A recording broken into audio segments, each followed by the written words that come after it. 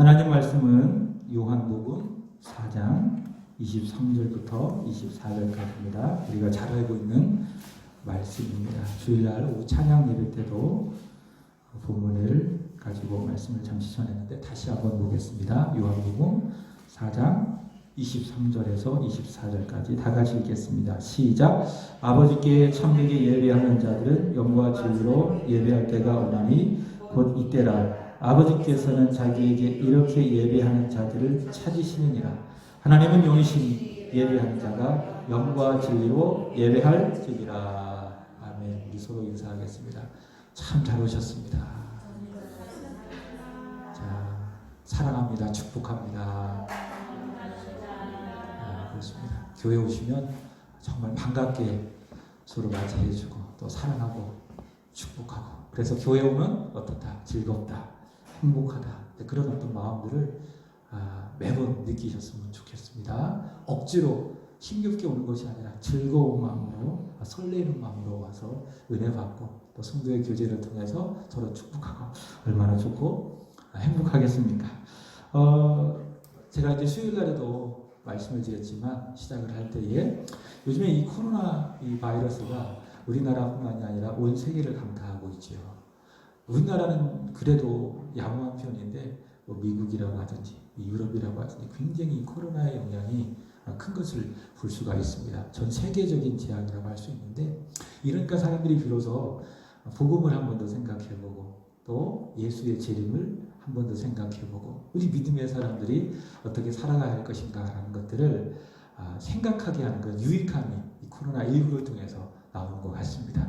그래서 SNS라든가 인터넷에서 이렇게 좋은 그런 내용들이 있어서 제가 카톡방에도 올렸는데, 이게 이제 세계적으로 이렇게 돌아다니는 그런 내용들이라서 이게 영어로 되어 있나 봐요. 한번 보도록 하겠습니다. 록다운. 제가 이제 카톡방에도 올렸죠. 록다운이 뭐죠?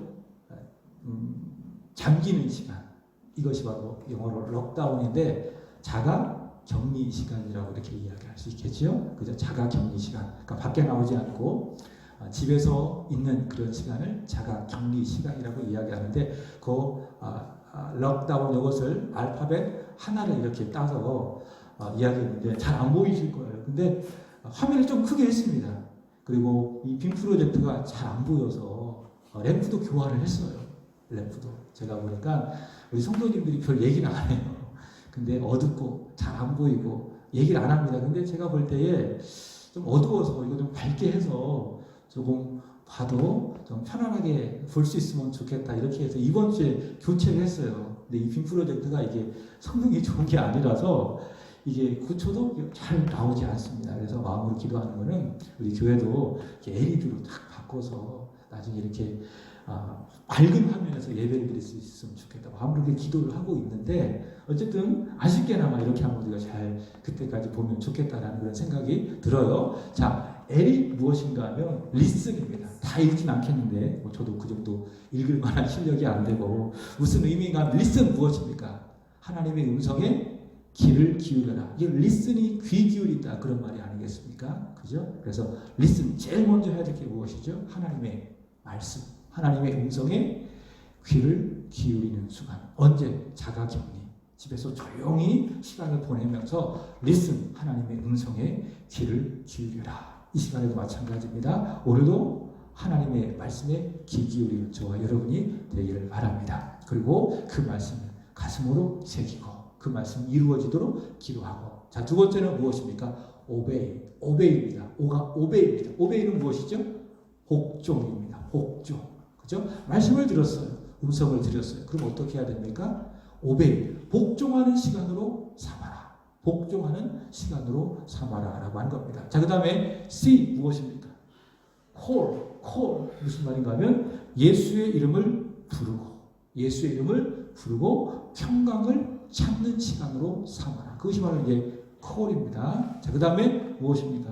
No. 자, 이 모든 것 가운데 허락하신 하나님의 뜻이 있음을 알고 기억해라. 그것이 바로 no입니다. 자, 그 다음에 D 무엇입니까? Dwell in His presence. 무슨 말씀이죠? 그의 존재, 그의 임재 가운데 dwell, 머물러라, 그 말입니다. 머물러라. 자, 그 다음에 offer가 무슨 말인가 하면 제안한다 이런 뜻인데 모두를 지켜주시도록 하나님 앞에 기도하는 그런 시간으로 삼아라라고 하는 겁니다. 자, 그 다음에 W 무엇이죠? wait, 기다려라. 우리가 이제 하나님의 음성을 듣고 또 그 말씀을 붙들고 하나님 앞에 부르고 또 기다렸다면 또 구했다면 그 다음에 뭐 해야 되죠? wait, 하나님을 기다리는 시간. 이 또한 지나가리라. 이렇게 믿고. 자, 마지막으로 이게 좀 어려운 단어인데 neutral 무슨 말인가 하면 키워가다, 양육하다 이런 의미가 neutral입니다. 무슨 말인가 하면 하나님과의 인격적인 관계를 키워가는 그런 시간으로 삼아라라고 하는 겁니다. 이게 쉽지 않죠. 그러나 이런 것이 있다. 이 정도만 알고 이따가 집에 가셔서 한번 스마트폰을 쭉 보고 한번 읽어보신다면 유익함이 있을 것이라 생각이 되어집니다. 자, 이 시간 우리는 이런 교회가 되게 하소서 두 번째 시간으로 말씀을 전하도록 하겠습니다. 지난주 금요일에 이런 교회가 되게 하소서 첫 번째 시간으로 말씀을 전했는데 첫 번째 우리 세안교회가 우리 모두가 이런 교회가 됐으면 좋겠다라고 하는 것이 첫 번째 무엇인가 하면 따라서 해볼까요? 주님이 주인 되시는 교회. 누가? 주님이 주인 되시는 그런 교회. 이런 교회가 우리 세안교회가 되기를 바랍니다. 그렇게 지금까지 해왔어요. 또 지금도 그렇고요. 앞으로도 우리 세안교회는 우리 예수님만이 주인 되시는 그런 교회가 될 줄로 믿습니다. 그런 교회가 어떤 교회입니까? 좋은 교회예요. 사람들이 많고 적음을 떠나서 오직 예수 그리스도만이 그 교회의 주인이 되신다면 그 교회는 참 좋은 교회. 그리고 주님께 기쁨이 되는 교회. 그 주님의 꿈과 주님의 비전이 되어 우리 주님의 뜻이 온전히 이루어지는 좋은 교회가 될 수 있다. 우리 세안교회가 바로 그런 교회임을 믿으시고 여러분이 거기에서 자부심을 가지셨으면 좋겠어요. 우리 세안교회는 규모가 어떻든지 간에 누가 예수님이 우리 교회의 주인 되시니 우리 교회는 좋은 교회. 여기에 여러분의 자부심이 있어야 할 줄로 믿습니다. 자, 그렇게 주께서 주인 되신 교회가 되게 하기 위해서 우리가 해야 될 것이 있어요. 그것이 무엇인가 하면 로드십. 무슨 말인가 하면 주님의 주권을 주님께 드려야 되는 것입니다. 주의 주권을 주님께 드려야 된다라고 하는 것입니다. 그래서 이제 말씀을 드렸죠. 주인 의식을 갖고 계셔야 돼요. 교회에 대한 여러분들이. 그래서 교회 딱 들어올 때 교회에 부족한 것이 무엇입니까? 잘 보고 확인하고 때를 따라 그것을 채워놓고 여러분 집에 들어가면 다 주인의식 갖고 계시잖아요. 그래서 좀 부족하면 좀 뭔가 좀 잘못되어 있으면 바로 잡고 또 채워가고 그것이 무엇입니까? 내가 이 집의 주인이라고 하는 주인의식이에요. 교회도 마찬가지예요. 교회도 딱 들어오면 부족하다. 조금 아쉽다. 그러면 누가 해야 돼요? 내가 해야 되니까. 왜 우리 교회가 이럴까? 어떤 아쉬움 이런 마음을 갖지 말고 누가 하라고요? 내가 하라고. 이것이 무엇입니까? 교회에 대한 주인의식이라는 거예요. 그게 교회를 사랑하는 거고 우리 주님을 사랑하는 것이어야 된다라는 겁니다. 그러나 주인의식은 그렇게 있어야 되지만 주인 행세는 해서는 안 된다. 왜냐하면 교회의 주인은 누구이기 때문에 예수님이기 때문에 그렇다라고 하는 겁니다. 그래서 모든 주권을 누구에게? 교회의 주인 되신 예수님께 넘겨드려야 되는 겁니다. 그래서 내 생각과 내 욕심과 심지어 내 열정까지 우리 주님 앞에 다 내려놓고 오직 주님만이 우리 세안교회에서 마음껏 일할 수 있도록 그분을 위한 자리를 우리가 내어드려야 된다라고 하는 것입니다. 그런 교회가 어떤 교회? 우리 교회. 좋은 교회. 자, 주님이 주인 되시는 좋은 교회의 첫 번째 특징이 무엇인가 하면 한번 따라해서 볼까요? 진정한 예배가 숨쉬는 교회. 자, 주님이 주인 되시는 교회. 어떤 교회? 예배가 숨쉬는 교회. 그래서 어느 교회를 딱 갔는데 예배가 정말 되고 있어요. 예배가 성령 안에서 되고 있다는 것을 누군가 영적으로 직감한다면 그 교회는 분명히 어떤 교회? 좋은 교회. 근데 어떤 교회에 딱 들어갔는데 뭔가 어수선해요. 굉장히 산만스러워. 굉장히 화려하고 시스템도 좋고 사람도 많이 있는데 뭔가 예배 같지 않아. 그럼 그 교회는 어떤 교회입니까? 결코 좋은 교회라고는 할 수 없어요. 그러나 작지만 예배가 살아있더라. 뭔가 예배가 되고 있다라고 하는 그 영적인 필, 그것이 있다면 그 교회는 어떤 교회다? 좋은 교회이다라고 하는 것입니다. 자, 성경 구절을 함께 읽어보도록 하겠습니다. 히브리서 11장 1절입니다. 제가 준비해 왔는데 읽어보겠습니다. 시작. 믿음은 바라는 것들의 실상이요 보이지 않는 것들의 증거니. 따라서 봅니다. 믿음에는 증거가 있습니다. 자, 믿음에 무엇이 있다고요? 증거가 있다라고 하는 겁니다. 여기서 말하는 증거를 영어로 certain이라고 하는 단어를 사용하고 있습니다. NIV 성경에 보니까 그렇게 나와 있더라고요. certain이 어떤 뜻인가 하면 확실한, 분명한이라고 하는 단어가 certain입니다. 그래서 믿음이라는 건요, 분명하다, 확실하다, 애매모호하지 않다라는 거예요. 그게 무엇이다? 그것이 바로 믿음의 증거이다라고 하는 것입니다. 그래서 충청도 사람들은 조금 애매하잖아요. 이게 하는 건지 안 하는 건지 굉장히 애매모호해요. 그래서 이제 가끔 전도하다가 사람들을 만나잖아요. 그럼 관심 있는 사람들 이렇게 붙잡아놓고 막 복음 전하고 예수님 전하고 그러면은 내일 올 것 같아요. 그래서 막 전화번호 적어놓고 철석까지 믿고 있는데 와야 하나요? 안 오는 거예요. 집에 찾아가도 답이 없는 거예요. 온다고 했는데 철석까지 믿었더니 그게 아니더라고요. 그죠? 충청도는 약간 애매모호해요. 근데 또 깊은 맛이 있습니다. 진국 같은 좋은 그런 맛도 있는데, 자, 믿음은 확실하다, 분명하다, 확실하고 분명한 증거가 있더라라고 하는 것입니다. 이것은 마치 야고보서 2장에서 나오는 그 믿음의 설명과 똑같다. 야고보는요, 이 믿음을 강조하는데 어떤 믿음을 강조하는가 하면 행함이 있는 믿음을 강조합니다. 행함이 있는 믿음. 그래서 내가 믿음이 있노라고 말하면서도 무엇이 없으면, 행함이 없으면 그 믿음은 죽은 믿음이라고 이야기를 해요. 그러니까 야고보가 목회할 당시, 그 당시에는 나는 믿음이 있다라고 말하면서도 교회 안에서 행함이 없는 그 사람을 보면서 야고보가 굉장히 고민을 많이 했던 것 같아요.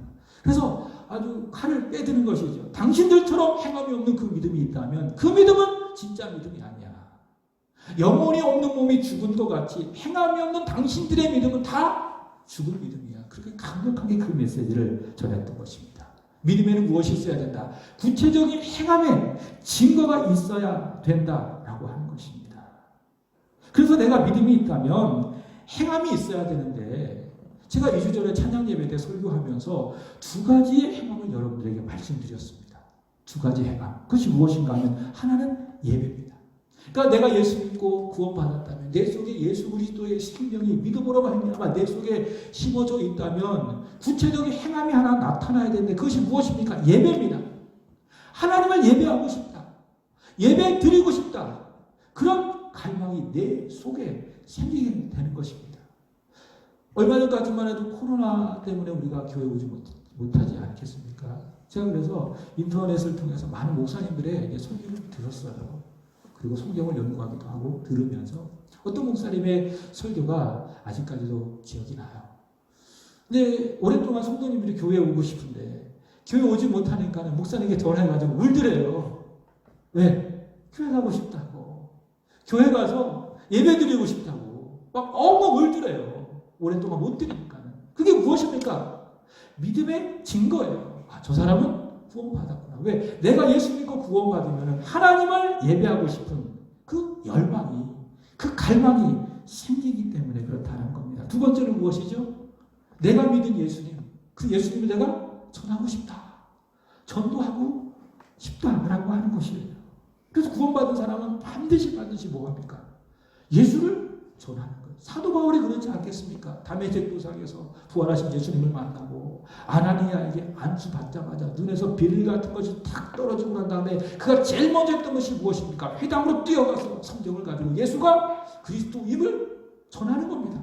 전도하는 겁니다. 그것이 무슨 증거입니까? 사도 바울이 예수를 만났다, 구원받았다 라고 하는 그런 증거이다 라고 하는 것입니다. 우리 이병훈 집사님 계시지만은 저분이 전도를 열심히 하는 분이에요. 어떤 상황과 상관없이 전도하고 싶은 열정이 있어요. 그 이유가 있어요. 내가 예수 안 믿었더라면 자기 죽었을 거예요. 근데 진짜예요.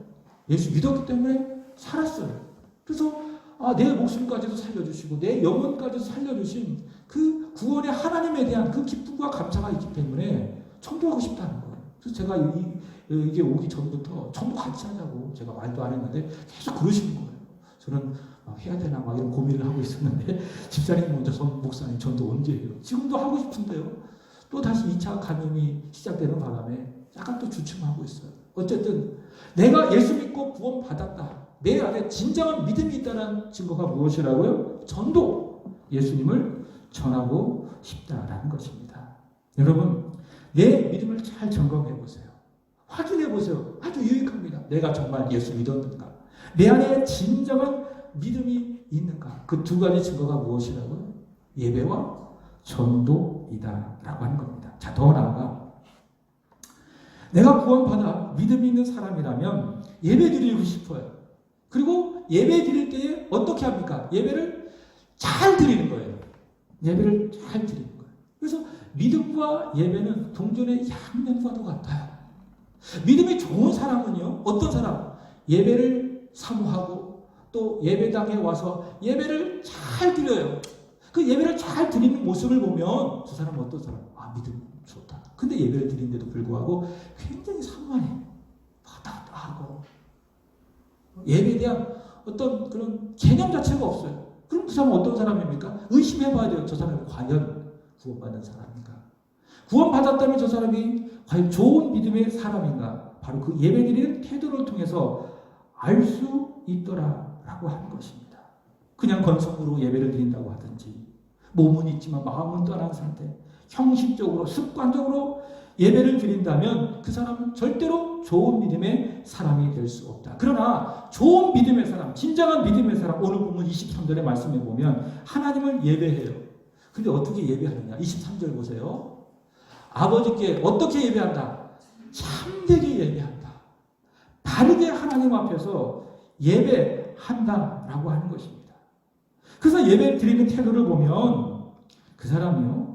또 예배 드리는 그 태도를 보면 그 교회가 하나님을 어떻게 대접하는지, 하나님을 어떻게 내가 대우하고 있는지를 그 예배 태도를 통해서 잘 알 수 있더라라는 겁니다. 그래서 하나님을 두려워하고 하나님을 존중하는 교회, 하나님을 믿고 하나님을 경외하는 믿음의 사람 어떻습니까? 매우 마음과 그리고 그 마음이 드러나는 외적 태도에 있어서 매우 예의 있어요. 그리고 공손해요. 우리가 사람과의 관계도 그렇지 않겠습니까? 상대방을 무시하고 상대방을 깔보고 그럼 벌써 틀리잖아요. 다리 한 짝 딱 떨면서 그리고 손 하나 딱 집어넣으면서 막 말 함부로 하고 그죠? 막 삿대질하고 그죠? 그런 말과 그런 행동을 통해서 그 사람이 상대방을 어떻게 대우하는지를 알 수 있지 않겠습니까? 그죠? 똑같아요. 그 교회가 하나님을 어떻게 대우하고 있는지, 그 사람이 어떻게 하나님을 대하고 있는지 그 자세와 태도를 보면 예배드리는 자세와 태도를 보면 알 수 있다 없다. 있더라라고. 그 예배가 굉장히 중요한 거예요. 그냥 이 예배를 통해서 우리 하나님의 영광을 받아시는 것이 본질적인 내용이지만은 그러나 그 교회 안에서 예배를 드리고 있는 그 사람의 마음과 그 사람의 생각과 그 사람의 행동과 그 사람의 말과 그 사람의 모든 모습을 보면 그 사람이 어떻게 하나님을 대우하고 있는지 그 사람의 믿음의 상태가 어떤지를 알 수 있다 없다. 있다는 거예요. 교회도 마찬가지예요. 교회도 마찬가지. 그래서 교회에서 예배하는데 어떤 분은 막 조는 건 이해가 돼요. 막 피곤하니까.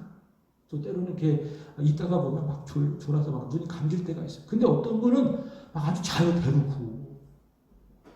근데 막 찬양할 때는 막 열심히 막 찬양해요. 근데 막 설교가 딱 시작. 그때부터 막 계시거든. 입신 들어가. 그죠? 막 존다든지. 막 옆에 사람은 막 잡담해. 예배 전에 하지. 끝나고 해도 충분히 굳이 막 예배 시간에 막 우리 교회 그런 분이 없어요. 그래서 얘기하는 거예요.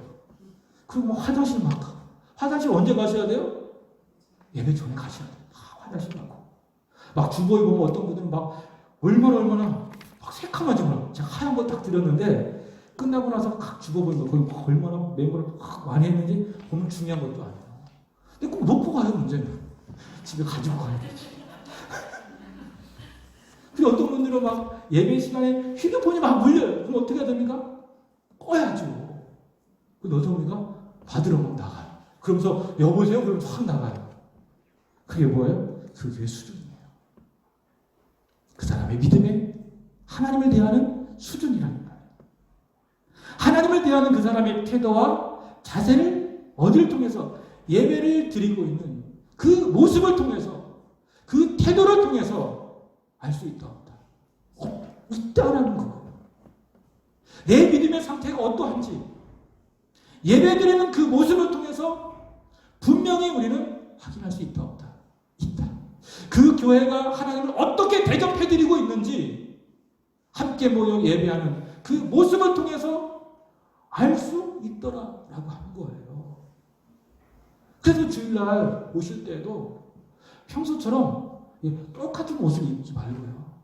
내가 입을 수 있는 최고의 옷을 가지고 오는 거예요. 누구를, 하나님을 내가 대우해드리는 거예요. 그렇게 깨끗한 옷을 입음으로 인해서. 그래서 저는요, 새벽 예배 때 입는 옷이 있고, 요즘엔 별로 구분이 없었는데, 수예배 때 입는 옷이 있고, 주일날에 입는 옷이 있어요.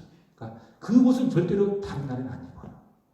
왜냐하면 그것이 바로 내가 하나님을 섬기고 예배하는 나의 자세라고 내가 믿고 있기 때문에. 근데 저도 어렸을 때 기억이 나요. 헌금 드릴 때도 저기 목사님이 계시지만은 기억이 나요. 그때에는 이 하나님 앞에 헌금을 드릴 때에도 이 돈이 있었지만 그 돈을 은행에 가서 이렇게 바꾸는 경우가 많지는 않았었어요. 그래서 어떻게 하는가 하면 예배 드리기 전 토요일 날 기억이 나요. 저희 아버님하고 어머님이 이렇게 다리셨어요. 이렇게 굉장히 신기했어요. 이렇게 돈을 다리시나? 알고 봤더니 새 돈을 드리고 싶어서. 그게 뭡니까? 내가 하나님을 대우해드리는 나의 태도, 나의 모습이라고 하는 거. 그 주일날 오실 때도 그런 마음. 내가 헌금할 때도 드릴 수 있는 최고의 돈을 가지고 액수를 떠나서 그게 뭡니까? 우리 믿음의 중심이에요. 우리 마음의 자세예요. 내 외모도 마찬가지예요. 내 옷도 마찬가지예요. 어떻게? 내가 할 수 있는 최고의 몸가짐, 또 외모를 가지고 우리 하나님 앞에 나와서 최고의 예배를 드려야 된다는 거예요. 그게 무엇입니까? 그게 그 교회가 하나님을 어떻게 섬기느냐, 하나님을 어떻게 사랑하느냐라고 하는 그 신근소이라고 하는 것이죠. 자, 여러분 창세기 4장의 말씀을 보시면 가인과 아벨의 제사를 잘 보여주고 있습니다. 가인의 제사는요, 하나님께서 연락을 안 하셨어요. 그러나 아벨의 제사는 연락을 하셨어요. 왜냐하면 왜 그랬을까? 왜 그랬을까? 생각해봐요. 어떤 분은요, 재물의 문제일 것이다. 가인은 피해 제사를 드리지 않았고 아벨은 피해 제사를 드렸기 때문에 하나님께서 그 예배를 받으시고 안 받으시고. 그러나 일리가 있어요. 그러나 정확하진 않아요. 왜냐하면 그 사건을 재해석한 성경이 있어요. 히브리서 11장에 말씀해 보면 가인의 제사가 연락되지 않고 아벨의 제사가 연락된 그 원인은 어디에 문제가 있었는가 하면 믿음의 문제가 있었다고 이야기를 해요.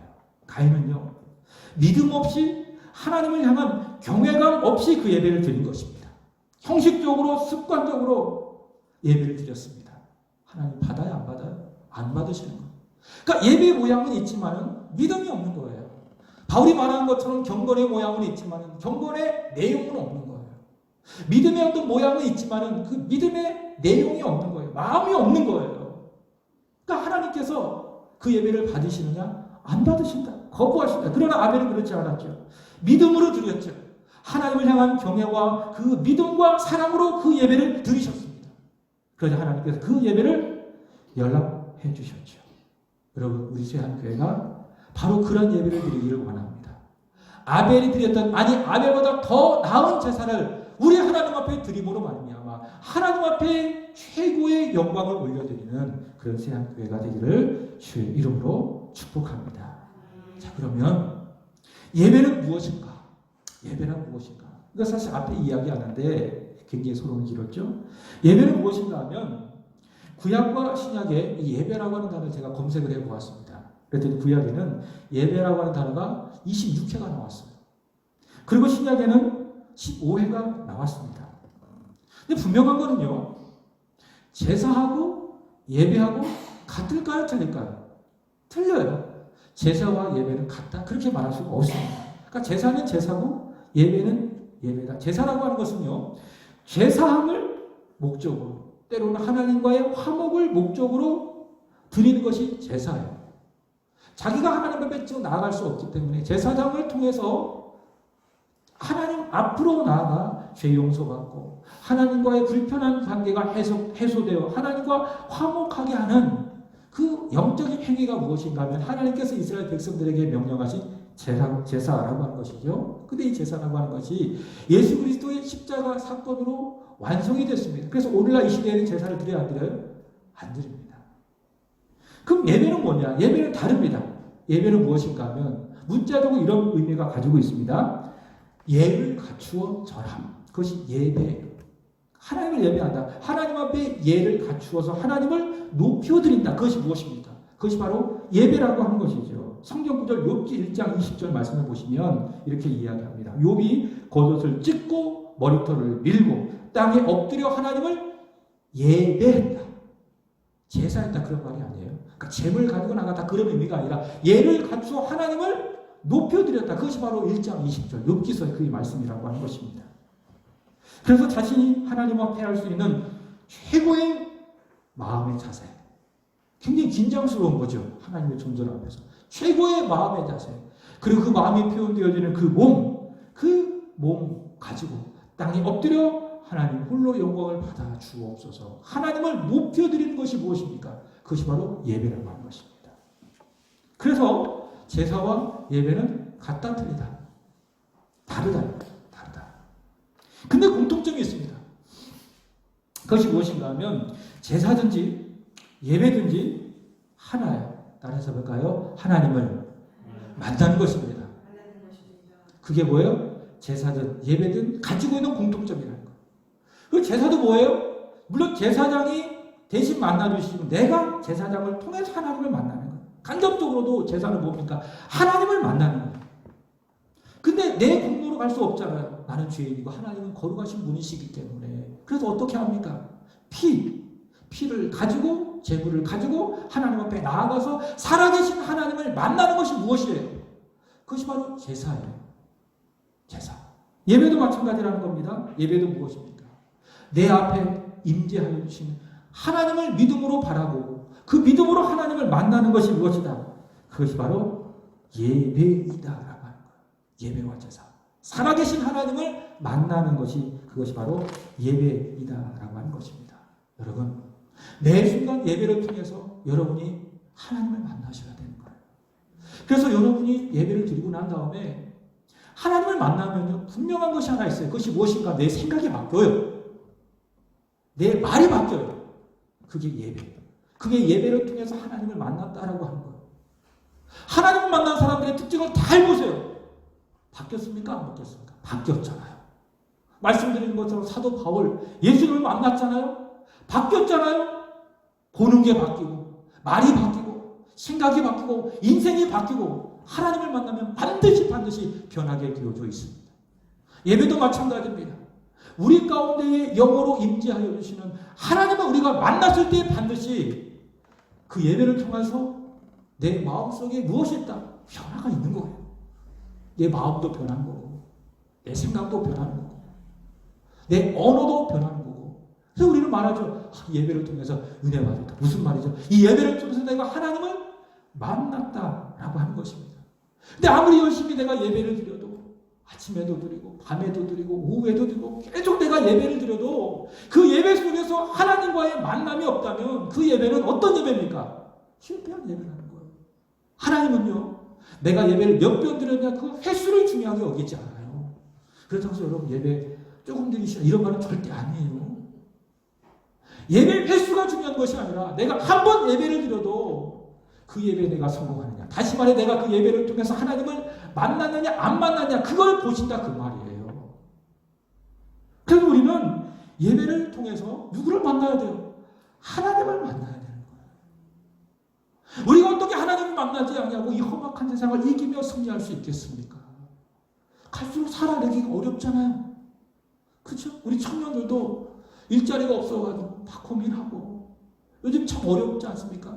아르바이트 자리 하나 구인공고를 했는데 엄청나게 많은 사람이 그 아르바이트를 하려고 몰려들었대요.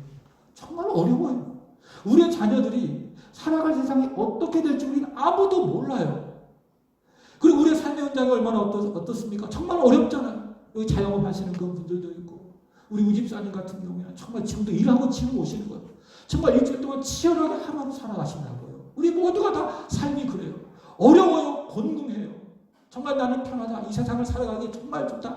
천국과 같다. 그렇게 말할 수 있는 사람이 있어 없어요? 사실 없어요. 다 어렵고 힘들어요. 우리 모습, 우리 삶의 형편이에요. 그런 우리가, 이런 삶을 살아가는 우리가 어떻게 그 세상을 이길 수 있겠는가? 우리의 힘으로? 우리가 가지고 어떤 실력으로? 어림도 없어요. 끊임없이 넘어지고 실패할 수밖에 없는 것이 우리의 형편이에요. 어떻게 이 힘든 세상을 이길 수가 있어요? 우리가 하나님 앞에 드려지는 단 하나. 예배를 통해서 하나님을 만나면 되는 거예요. 하나님과의 만남이 없으니까 예배를 통하여서 모든 것이 다 어려워지는 거예요. 내 생활도 어려워지고, 부부관계도 어려워지고, 직장에서 일도 어려워지고, 자녀와의 관계도 어려워지고, 왜 그 어려움이 있는지 잘 확인하셔야 되는 거예요. 왜? 내가 하나님 앞에서 드리는 예배의 문제가 있기 때문에, 예배를 통한 하나님과의 접촉, 하나님과의 만남을 내가 갖지 못하고 있기 때문에. 그러나 반대로 생각해 보세요. 내가 몇 시간 드려지는 우리 교회 모든 예배를 통해서 하나님을 만나요. 기도할 때마다 하나님의 사랑이 느껴져요. 찬양할 때마다 큰 감격이 있어요. 말씀을 들을 때마다 하나님이 내 귀에 대고 쏙쏙 말씀하시는 것 같아요. 그럼 어때요? 정말 기쁘잖아요. 왜 하나님을 만났으니까. 마음이 정말 기뻐요. 그러면 다 감당할 수 있어요. 그래서 요한은 분명히 이야기하죠. 세상을 이기면 이것이 너의 믿음이니라. 믿음을 갖잖아. 예배를 드리면 그 믿음을 가지고 어려운 모든 삶의 형편들을 잘 감당하고 다스리며 결국에는 이길 수가 있어요. 무엇이 중요합니까? 예배 드리는 것이 중요하고, 예배를 통해서 살아계신 하나님을 만나게 되는 것이 중요하다. 그래서 반복적으로 말씀드리지 않겠습니까? 예배에 성공하면 믿음과 신앙에 성공하고, 믿음과 신앙에 성공하면 어디에 성공한다? 신앙에 성공한다. 기본이 뭐예요? 예배라고 하는 것이에요. 예배. 개인의 믿음은, 교회의 믿음은 어디에 달렸다? 예배에 달렸다. 예배가 생명이다 그냥 하는 말이 아니에요. 예배의 목숨을 걸어야 되는 이유가 바로 여기에 있는 것이에요. 근데 예배를 제대로 드리지 않아요. 예배를 소홀하게 생각해요. 예배에 대해 별 감각이 없어요. 과연 그 사람이 믿음의 사람인가? 그 사람이 과연 세상을 이기는 사람으로 앞으로 살아갈 수 있겠는가? 생각한다면 저는 아니라고 생각해요. 여러분, 좋은 교회 어떤 교회입니까? 어떤 교회가 정말 주님의 기쁨과 주님의 마음에 만족을 드릴 수 있는 교회가 되겠습니까? 하나님의 최고로 기뻐하시는 바로 그 예배를 드리는 교회, 그 예배가 좋은 교회예요. 우리 세안교회가 바로 그런 교회가 될 수 있기를 바랍니다. 주님이 다 보시고 온 성도들이 비록 졌지만 마음이 하나가 되고 생각이 하나가 되어서 찬양할 때 정말 뜨겁게 찬양. 비록 시스템은 부족하고 뭐 드럼도 없고 베이스도 없고 그렇지만은 정말 마음을 다해서 온 힘을 다하여 하나님을 찬양하고 함께 기도합시다. 그러면 뜨겁게 기도하고 그 예배 가운데 하나님의 임재를 모두가 다 막 뜨겁게 느끼고, 그럼 주님이 얼마나 기쁘시겠어요. 다윗에게 말하는 것처럼 내가 이새의 아들 다윗을 보니 내 마음에 합한 자라. 내가 저를 통하여 내 모든 뜻을 다 이루리라. 그 주님의 말씀처럼 우리 주님이 그렇게 예배하는 우리의 모습을 보시고 세안교회를 보니 내 마음에 합한 교회라. 내 모든 뜻을 바로 이 교회를 통해서 이루리라. 우리 주님이 그렇게 말씀하지 않겠습니까? 오늘 말씀을 마치면서 진정한 예배가 숨쉬는 교회가 되기 위해서 우리가 어떻게 해야 되는지 두 가지의 답을 찾기를 원해요. 첫 번째 잠언 8장 17절입니다. 잠언 8장 17절 읽어보겠습니다. 시작. 나를 사랑하는 자들이 나의 사랑을 입으며 나를 간절히 찾는 자가 나를 만날 것이니라. 하나님을 간절히 찾는 사람이 누구를 만난다고요? 하나님을 만난다고요. 예수님께서 이런 말씀하셨습니다. 제가 새벽에도 전했던 기억이 있는데, 거룩한 것을 누구에게? 개에게 주지 말아라. 예수님께서 이렇게 말씀하셨어요. 개한테요, 거룩한 것을 주면 그의 소중함을 알아요, 몰라요? 모릅니다. 하나님의 은혜는 참으로 소중한데 은혜를 그 소중하게 여기지 않는 사람, 찾지 않는 사람에게 은혜가 주어져요? 안 주어져요? 안 주어져요. 물론 구원이라고 하는 것은 근본적으로 내가 나의 어떤 마음의 상태와 상관없이 전적인 은혜로 주어지는 것입니다. 그것이 구원입니다. 그러나 구원 이후에 우리 모든 믿음의 생활은 다 우리 마음의 소원에 따라 하나님이 주시는 겁니다. 그러니까 믿음만큼 되는 거예요. 소원하는 것만큼 하나님께서 채워주시는 거예요. 하나님을 만나는 것도 마찬가지예요. 하나님을 찾지 않는 사람에게 하나님이 다가오시겠는가? 하나님을 구하지 않는 사람에게 하나님께서 다가오셔서 그에게 말씀하시겠는가? 그렇지 않은 사람에게 다가와서 하나님께서 말씀하신다는 그 사람은 이미 마음의 밭이 가시밭과도 같고 돌밭과도 같기 때문에 그 다가오신 하나님의 소중함을 알아요, 몰라요? 모르는 거예요. 하나님 누구를 만나주시는 거죠? 하나님을 간절히 찾는 사람. 시편 42편 1절의 말씀처럼 목마른 사슴이 시냇물을 찾아 헤매이르시 마치 목마른 사슴이 물을 먹지 않으면 죽습니다. 그 간절함을 가지고 하나님을 찾는 바로 그 사람에게 하나님께서 찾아오시는 거예요. 그리고 만나 주시는 거예요. 내가 예배에 성공하려면, 내가 예배를 통해서 하나님을 만나려면 어떻게 해야 됩니까? 하나님을 간절히 찾아야 돼요. 이런 열망을 가지고 내가 오늘 예배를 통하여 누구를 만나리라, 하나님을 만나리라, 이런 마음의 소원을 가지고 오셔야 되는 거예요. 그저 시간 되니까 왔구나, 그럼 공지했으니까 왔구나, 이런 마음으로 오시면 안 된다 그 말이에요. 오늘 내가 이 예배를 통해서 누구를 만나리라, 살아계신 하나님을 만나리라, 하나님을 간절히 찾고 구하는 그 마음을 갖고 오는 바로 그 사람에게 하나님께서는 만나주시는 거예요. 잘 생각해 보세요. 일주일 동안 드려진 그 예배를 위해서 열심히 기도했어요. 요즘요신 예배를 위해서 새벽마다 열심히 기도했어요. 6시에, 12시에, 그리고 저녁 9시에 열심히 기도했어요. 그 사람에게 예배할 때에 하나님이 만나주세요, 안 만나주세요? 만나주시는 거예요. 근데 아무런 감격이 없어요.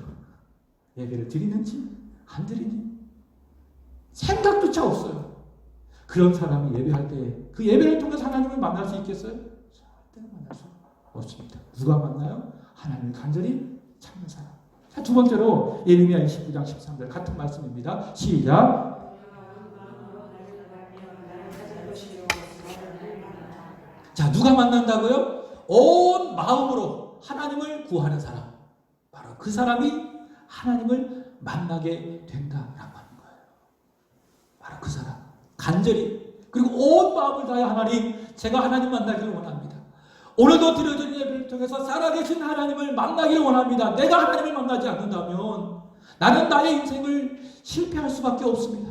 한 주간의 나의 삶은 쓰러질 수밖에 없습니다. 하나님 만나주세요. 하나님 만나고 싶어요.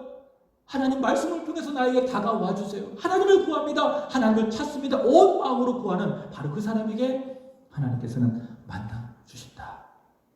바로 그런 사람들, 예배 성공자가 되는 거예요. 그런 사람들이 모여서 진정한 예배가 숨쉬는 교회가 되는 거예요. 바로 그런 교회를 통해서 하나님을 일하시고, 그런 교회는 어떤 교회? 주님의 계획, 주님의 뜻이 이루어지는 그런 교회가 될 수 있는 것입니다. 우리 세안교회가 진정한 예배가 숨쉬는 그런 교회가 되기를 주님의 이름으로 축복합니다. 우리 함께 찬양하고 같이 함께 기도하겠습니다. 힘차게 찬양합니다. 예수 십자가의 흘린 피로써